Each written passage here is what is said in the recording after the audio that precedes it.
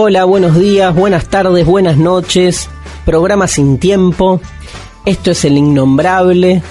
Un nuevo martes, un nuevo mediodía. Todo el mundo feliz. ¿Todo el mundo feliz? ¿Por qué va a estar feliz todo el mundo? Bueno, aparte, como si uno pudiera saber que todo el mundo está feliz, ¿no? Que sería como una especie de... Hay que llamar a uno por uno y preguntarle, ¿no? Porque estas generalizaciones hipócritas, que todo el mundo está feliz y están felices el 10% de siempre, ¿no? Uy, ¿cómo vengo? Viene duro, el otoño arrasa con todo, pero bueno, es mi estación favorita, tranquilos. En otoño somos más fieles que nunca, porque el otoño es la estación que mejor ejemplifica la deriva de lo humano, nacer para morir. Ya está, nos vamos con esto, ¿no? Terminó el programa, gracias por estar. No, para nada. Buenas tardes. Hoy vamos a dedicarle el programa a nuestro quinto, ¿no? Es nuestro quinto pensador, que es Immanuel Kant. Qué placer trabajar a Kant.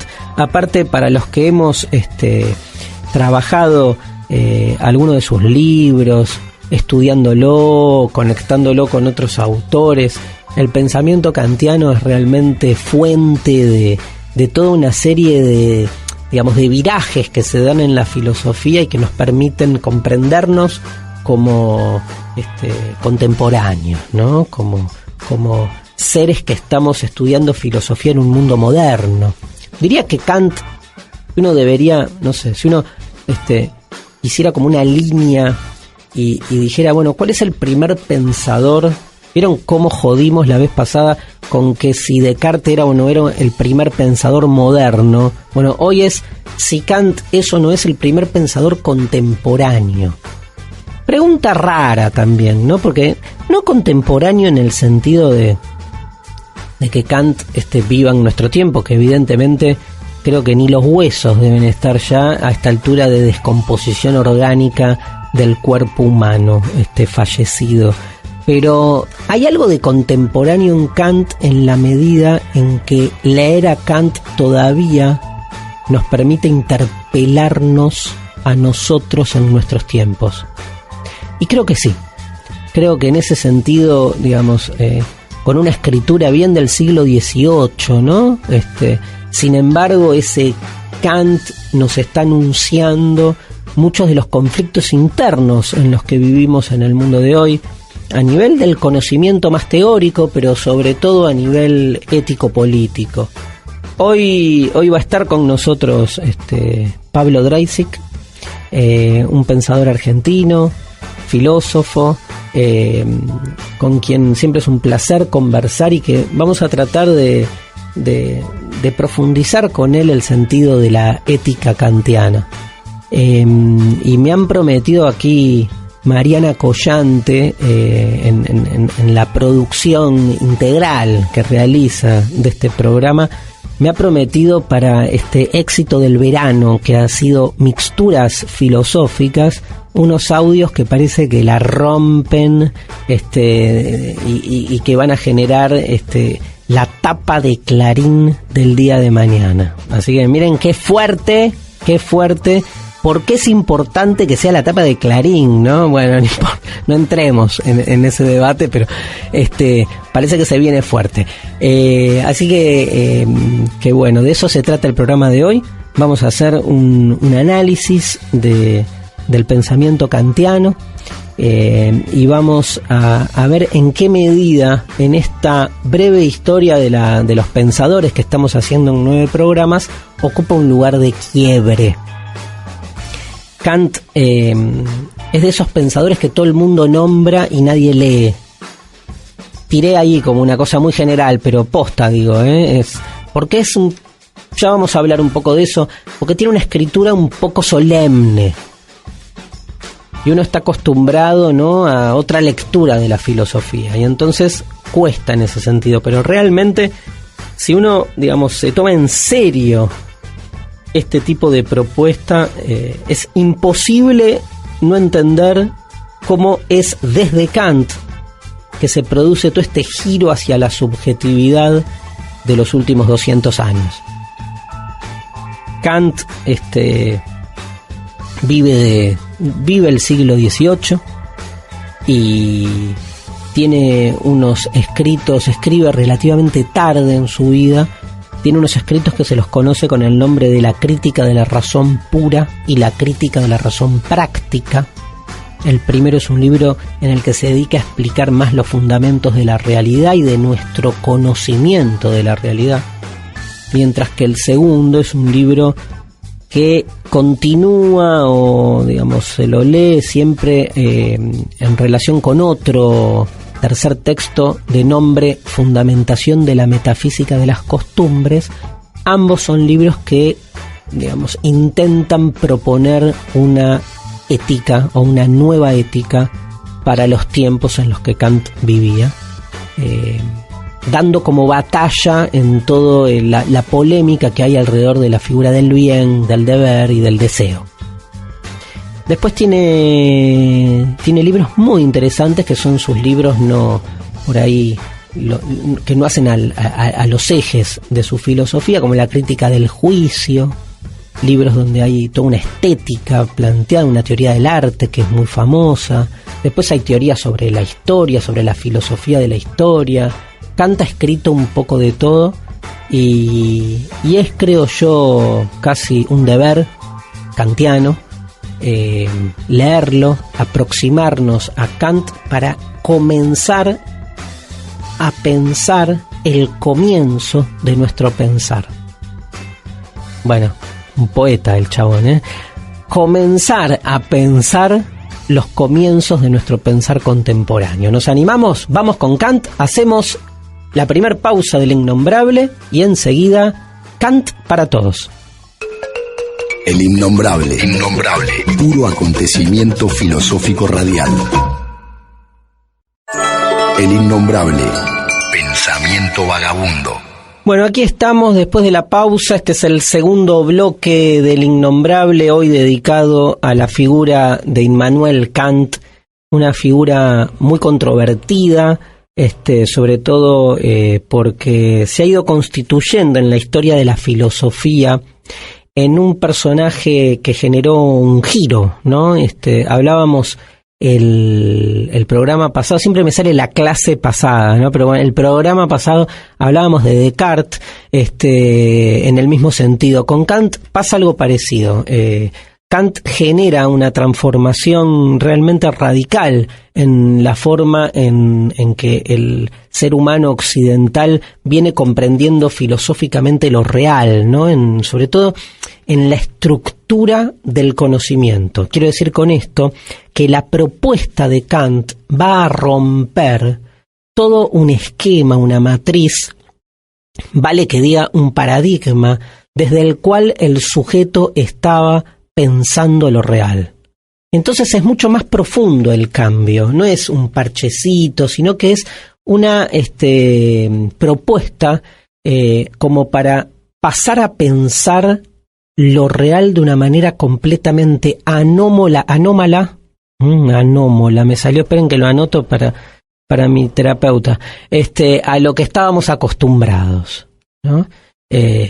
Hay muchos manuales de filosofía que cuando empieza la unidad de Kant lo asocian a la revolución copernicana, en el sentido de pensar que así como Copérnico y sus seguidores generan una transformación absolutamente subversiva de nuestra concepción del universo, Kant propone algo similar en relación a la metafísica. Esto es, tomo metafísica en este caso como sinónimo de un pensamiento sobre las estructuras de las cosas o sobre los fundamentos de la realidad.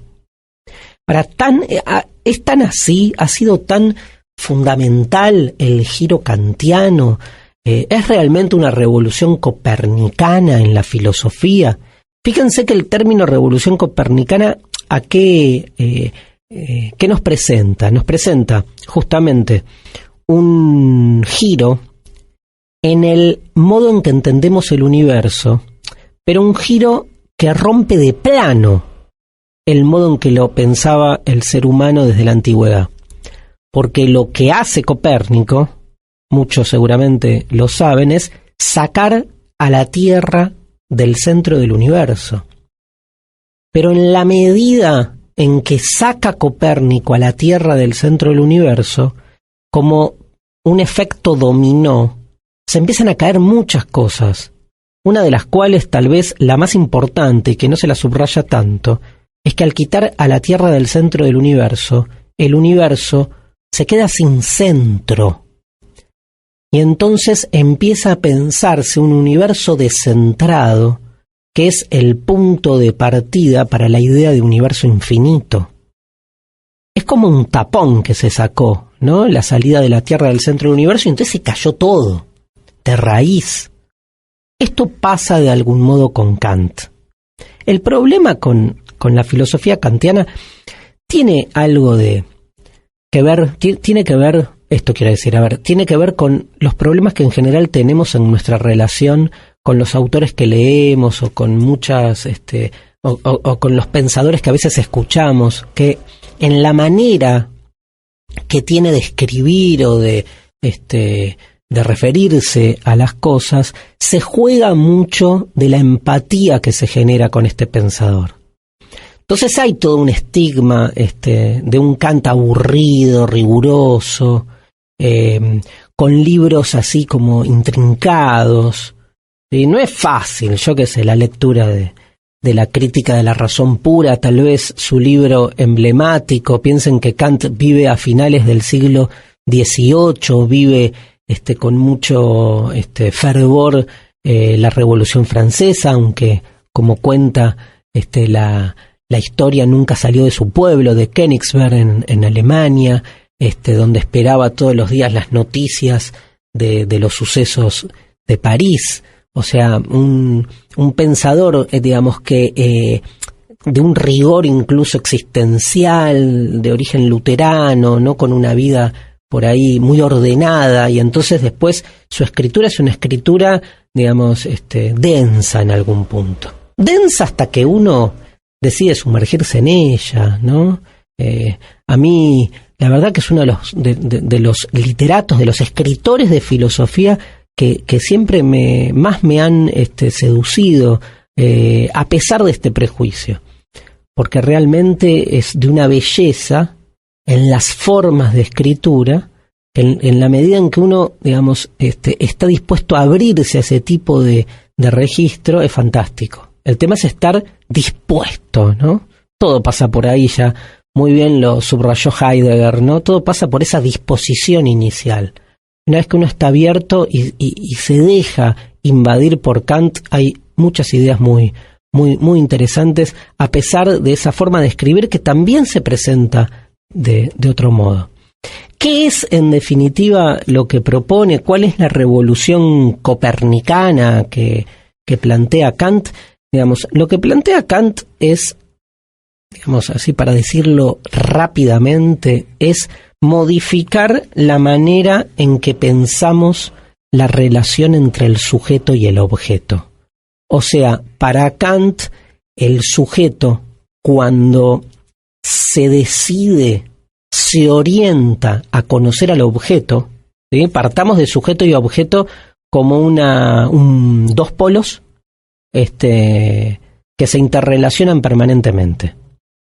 ¿A qué llamamos sujeto? Al que conoce. ¿A qué llamamos objeto? A lo conocido. Toda relación de conocimiento es una relación entre un sujeto que conoce y un objeto conocido. Para la tradición moderna, el sujeto es el hombre. Pero ojo, no necesariamente el hombre es siempre el sujeto. El sujeto puede ser Dios, que después revela ese conocimiento a través de la Biblia y de sus administradores en la tierra. Lo que está claro es que en la modernidad, y esto lo vimos con Descartes, el sujeto, el que conoce, el que entonces comprende el sentido de lo real, pasa a ser el hombre, con todas las implicancias que tiene la palabra hombre, ¿eh? Por ejemplo, la crítica de género va a poner el acento justamente ahí. El sujeto pasa a ser el hombre, pero no todos los seres humanos son hombres. ¿Y la mujer? y los otros puntos de vista que no están de algún modo atravesados por ese falogocentrismo, como diría Derrida. Perdón por la expresión, falogocentrismo. Se las tiro ahí para que la googleen. Falogocentrismo. O sea, la tradición marxista va a decir, y ese sujeto que es el hombre, ¿no es el sujeto burgués? ¿No es el hombre del capitalismo? O Nietzsche va a decir, ese sujeto que conoce, ¿no es más bien los aspectos racionales del ser humano que dejan de lado entonces los aspectos más dionisíacos, más irracionales, más emocionales? Sea como fuere, nuestra tradición viene sosteniendo una relación entre sujeto y objeto lineal, o para decirlo más claro, de autonomía mutua. El sujeto por un lado, el objeto por el otro. Cuando el sujeto conoce al objeto, ¿qué hace? Lo transparenta, lo refleja. O sea, si yo en este momento quiero, conocer la pared que estoy viendo enfrente mío, simplemente lo que hago es transportar la información que hay en la pared a mi mente y expresarla. Por eso se dice que el sujeto es como un espejo. Hay un famoso libro de Rorty que se llama La filosofía como espejo de la naturaleza. Yo observo la pared, en la pared está el color gris, hay unos cuadraditos que estoy viendo acá, tiene una forma, tiene una materia, tiene un tamaño, tiene una textura. Todas las características que hacen al sentido de la pared están en la pared. Y lo que hace el ser humano simplemente es traerlas a la mente y representarlas. Y así explicar qué es una pared. Bueno, Kant dice no. Nunca el acceso del sujeto al objeto, nunca es autónomo. El sujeto, cuando se dirige al objeto, no se asusten, lo constituye. O sea, no existe una realidad en sí, un objeto puro que me está esperando para que yo lo vea y lo comprenda. Comprender es un acto subjetivo. Hay una estructura de la subjetividad, o sea, nuestro ser, nuestra mente si quieren, pero también nuestro cuerpo, no es abstracto, puro, transparente. Tiene marcas. Y con esas marcas, desde esas marcas, vamos hacia la realidad. Y hacemos ingresar eso que está enfrente mío a las posibilidades que tiene mi subjetividad de comprenderlo. Por eso es pared para mí. Pero no sé si es pared para, un mosquito o para un ángel.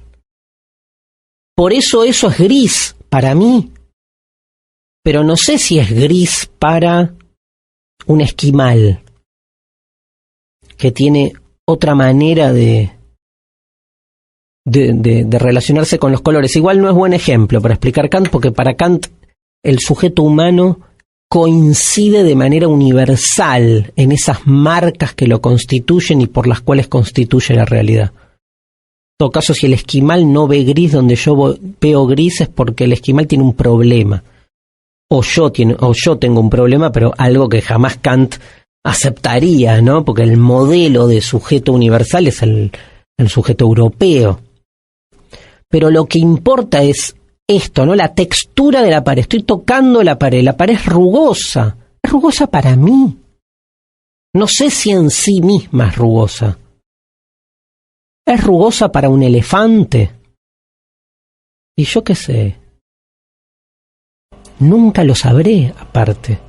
Porque yo estoy condenado, por decirlo así, a relacionarme con el sentido de las cosas a partir de estas estructuras o marcas previas que hacen de mí lo que soy.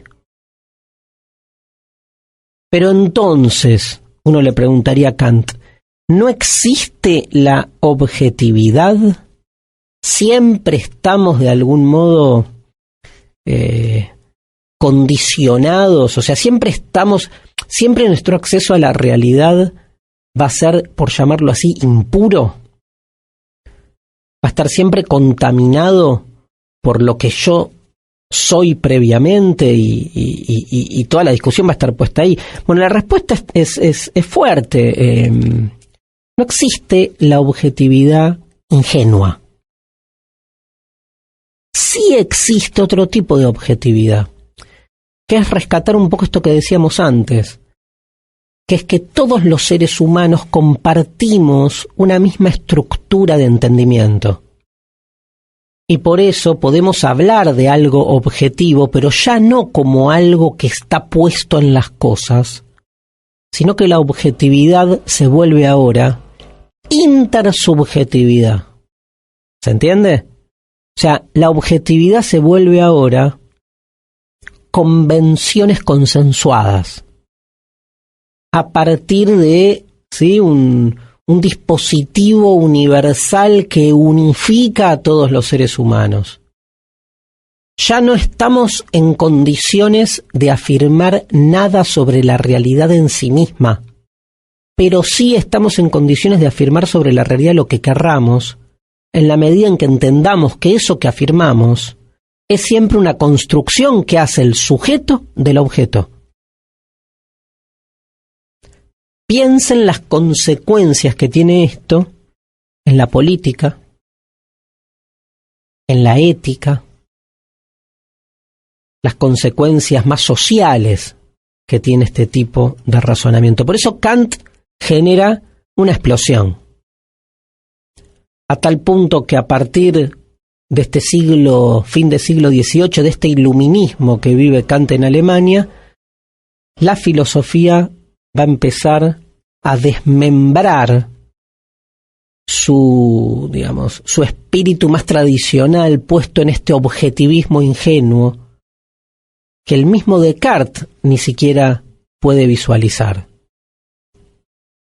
Hay una línea que va ahora de Kant a Marx y de Marx a Nietzsche, que son los dos pensadores con los que vamos a continuar este minicurso, este breve curso, pero hay una línea que los une, porque de Kant a Marx y de Marx a Nietzsche cada vez más vamos a ir viendo cómo la relación entre el sujeto y el objeto, o entre las palabras y las cosas, se va resquebrajando.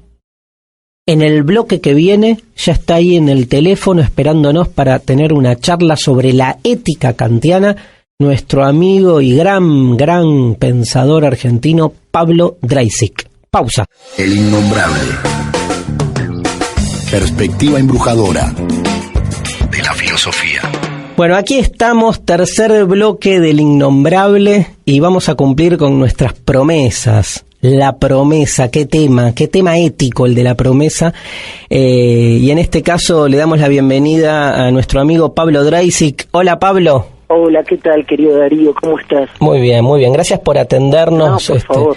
La verdad que un placer tenerte acá en el programa, en esta conversación telefónica. Pablo Dreisig es uno de los pensadores argentinos, y lo digo más allá de cualquier lazo que me una con él, más interesantes que hay hoy en el mundo contemporáneo de nuestro país. Sus lecturas que hace sobre la realidad a partir sobre todo de la filosofía de Levinas, de Hannah Arendt, realmente dan mucho que pensar. Así que, Pablo, es un gusto que nos ayudes. El gusto es mío, Darío. Nos ayudes a pensar un poco Kant. Me voy a centrar más en la ética, si te parece, porque sí. en todo el bloque anterior estuvimos hablando más de la crítica a la razón pura, de su teoría por ahí más metafísica. Entonces, sí. Mi pregunta es, ¿cuál es la particularidad de la ética kantiana? Digamos, ¿qué trajo de nuevo Kant al debate de la ética?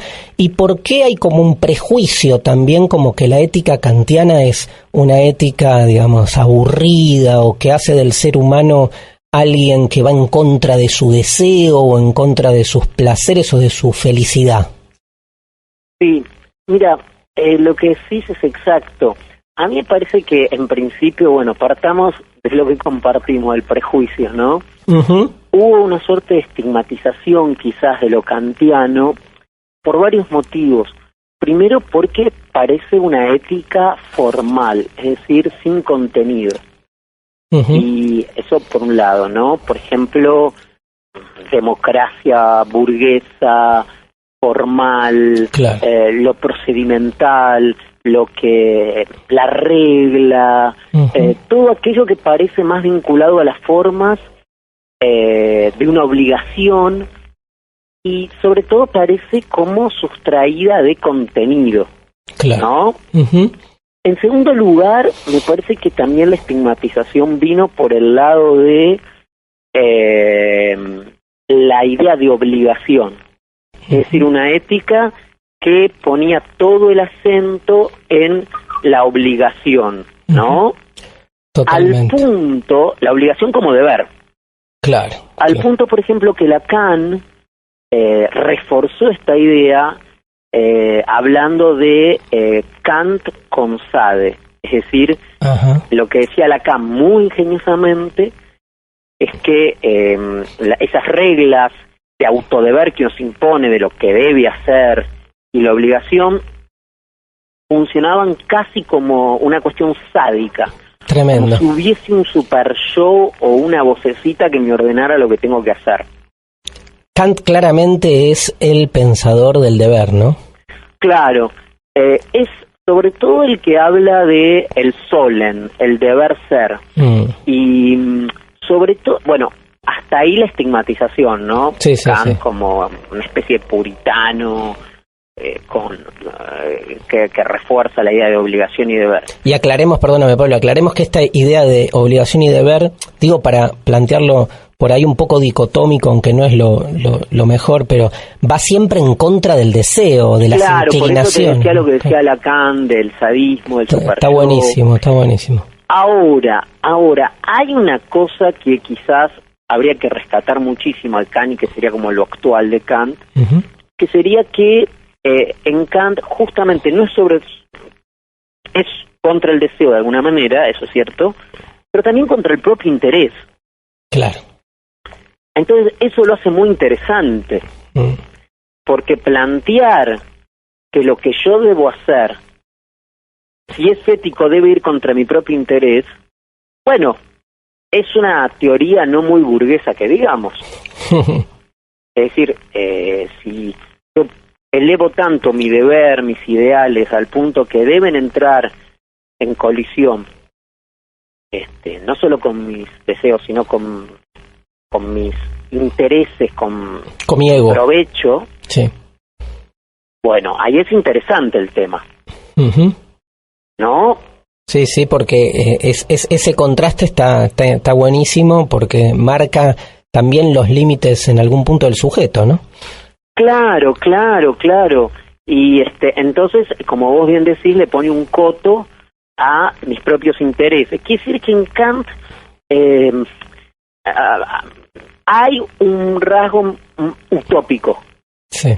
en el sentido de que ese deber ser, el ideal, en realidad nunca lo puedo realizar. Claro. Por eso Kant lo llama idea regulativa, es decir, esas cuestiones que guían mi vida y que me tengo que proponer, sin embargo, no las voy a poder realizar, pero no importa. Uh-huh. Ahora te hago una pregunta, el fundamento de esa obligación, o sea, ¿qué motiva ese deber, no? Porque para Kant las acciones deben estar siempre reguladas por el deber, pero ese deber, Sí.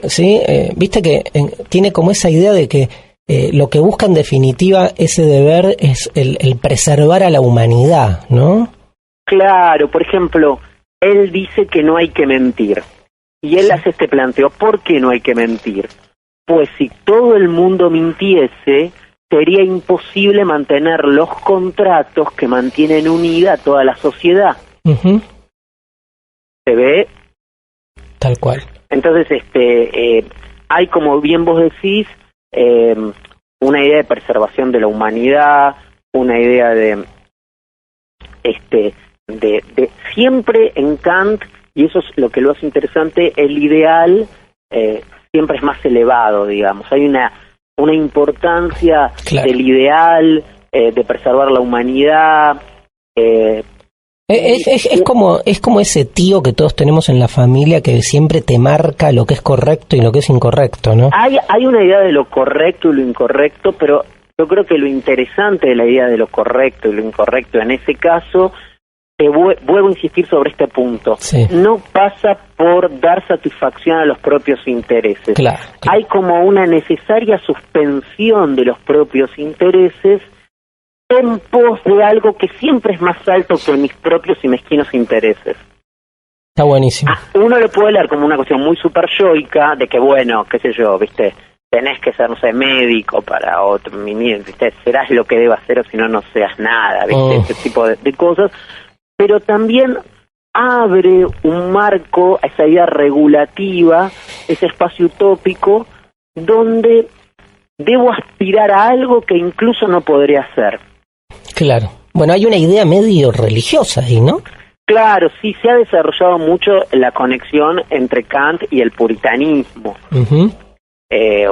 Una religiosidad puritana, exigente, y también un sacrificio, porque en esa religiosidad está la idea de sacrificio también. O sea, ¿cuánto debo sacrificar de mi deseo, de mis necesidades en pos de ese ideal?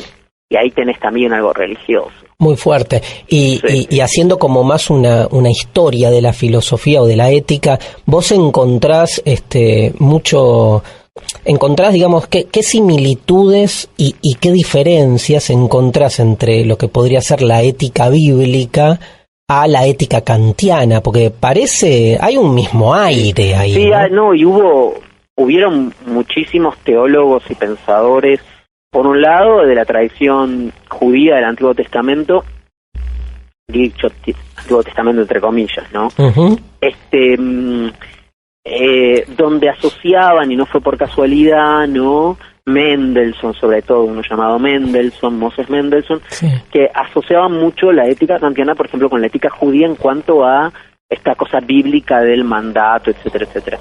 Luego también en la tradición cristiana hubo grandes teólogos kantianos por esta acentuación en el deber moral. Y quiero también acentuar otra cosa, ¿no? Que Kant divide muy bien, y esto es muy interesante, entre lo que hay y lo que debe ser. Claro. Es decir, eso es muy interesante. Kant divide el mundo de lo que hay del mundo que debe ser. El mundo deontológico, que es el mundo de lo que debe ser, del mundo ontológico, que es el mundo que hay. Uh-huh. Con lo cual está diciendo que hay una visión crítica frente a lo que hay.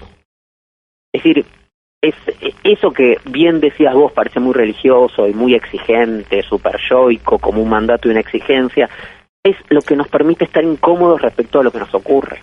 Claro.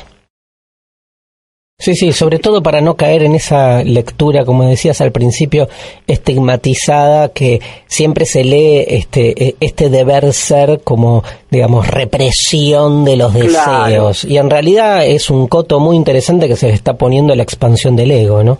Totalmente.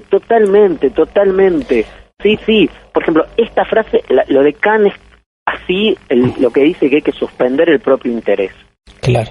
Ahora volvamos al caso, me colgué con el caso del no mentir porque vengo esta mañana de haber dicho una mentira. Sí. ¿Qué dirá un psicoanalista, no? Con alguien que dice, acabo de mentir. ¿No? Sí. Bueno, pero digamos, en Kant, por tomar un ejemplo cualquiera, lo podemos tomar con el robo, con cualquier otro, pero, o sea, mentir está mal siempre para él, ¿no?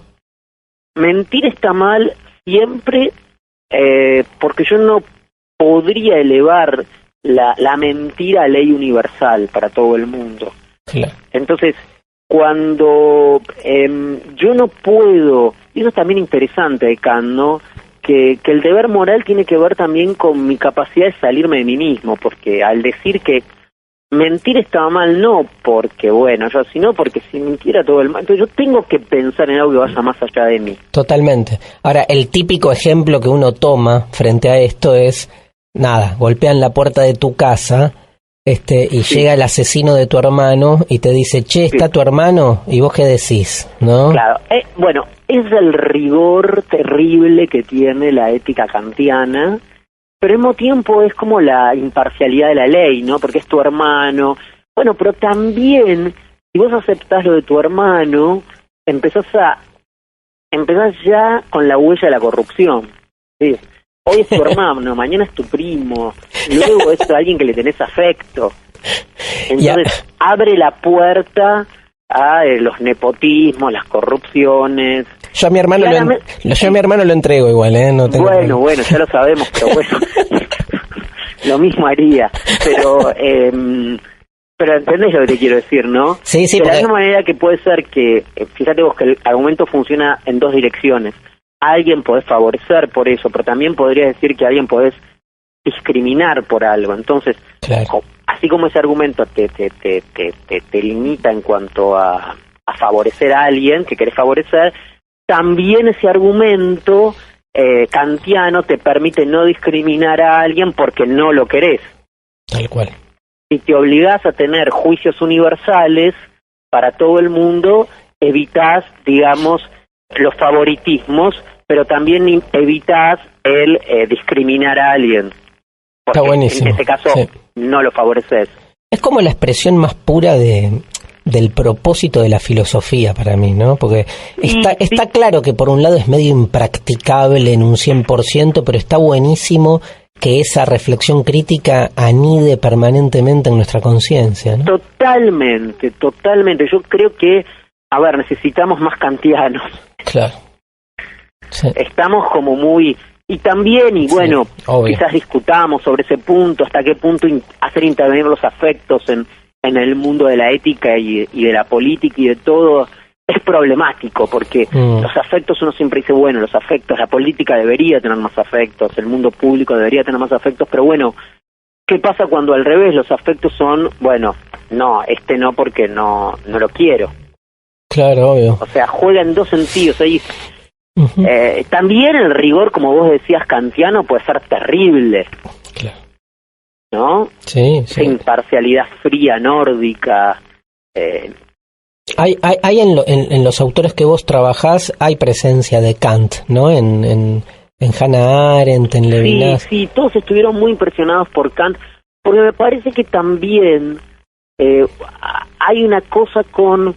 Después de los grandes traumas históricos, suponte la Shoah, los desaparecidos, lo que sea, entonces los pensadores que salieron de etapas muy traumáticas a veces, vuelven a esto de, bueno, hay que volver a juzgar en el sentido de recuperar un poco esa ética kantiana, de las que todos ellos al principio abjuraban. Mira, los dos ejemplos, por ejemplo, tanto Hannah Arendt como Levinas al principio, bueno, la ética kantiana parece como una... Y después de pasar tantas cosas, vuelven, sí. Como diciendo, bueno, acá había algo, acá deberíamos ser un poquito más así, ¿viste? Sí. Deberíamos ser más estrictos en términos de imparcialidad, en términos de mantener... En términos sobre todo de... Y ahí vuelvo a esto, no mezclar lo que hay con lo que debe ser. Bueno. Para decirte lo más claro, para Kant, si vos me decís, mira, yo tendría que hacer tal cosa. Yo te digo, mira, Darío, me tenés que entregar ese informe en 10 días. Y vos me decís, no lo pude hacer. Yo, si soy kantiano, te respondo, yo no te pregunté si lo podías hacer. Vos lo tenías que hacer. Que lo pudieras o no hacer es otro tema, no invalida que lo tenías que hacer. Bueno, pero no pude. No me puedes contestar el que debías hacer algo con el que no pude. Seguramente no pudiste hacerlo, pero eso no anula el que debiste hacerlo. Bueno, buenísimo. La verdad, un placer escucharte, por Pablo. Favor. Se nos acabó el tiempo y muy aprovechado. Darío, siempre para mí hablar con vos es un deber kantiano. Te dejo un abrazo hospitalario levinasiano. Ahí está. Dale, bueno, un gusto escucharte. Fue Pablo Dreisig. Gracias, Pablo, que nos acompañó en esta conversación. Vamos a la pausa y ya entramos al cuarto y último bloque, que hoy se vienen mixturas kantianas. El innombrable. Darío Stanzgraf. Es muy complicado ese apellido. debe ser un hombre muy importante, porque cuando uno tiene un apellido así suele ser muy importante. Steinhager, como me salga. No tomas vodka acá. Acá hay gente que tiene realmente, hace de la abstemia su identidad. Bueno, podemos ya ir apagando esto. Se terminó el vodka. No, bueno, está buenísimo. Son esos que hay que poner de fondo, me parece, ¿no? Uno no va a estar ahí, digamos, muy pendiente de... La letra es muy interesante, pero no la entendimos. Bueno, gracias al grupo de rock mexicano por acercarnos su cassette. Cassette, qué linda palabra. Yo quiero que cuando me mueran, ay Dios, qué mal que estoy. Yo creo que cuando me mueran mi epitafio diga: aquí yace un cassette. ¿Está bien? Bueno, ¿con qué seguimos, Mariana? ¿Qué es esto? ¡Capusotto!